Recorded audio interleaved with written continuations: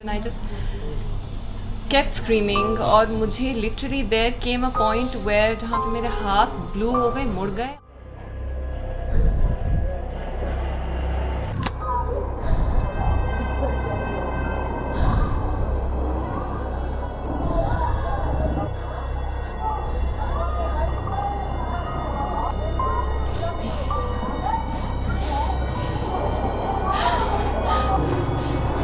This is a topic जिसके बारे में obviously not everybody is comfortable talking about it, and I wouldn't say that everybody was comfortable with me doing this.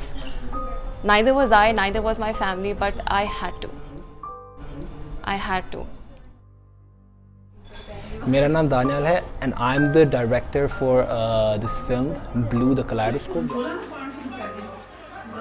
The reason I made this film is because of the prevalence behind हम लोग के यहाँ पे पाकिस्तान में ख़ास तौर पे ज़हनी दबाव या PTSD, be it sexual abuse, be it emotional abuse, be it physical abuse.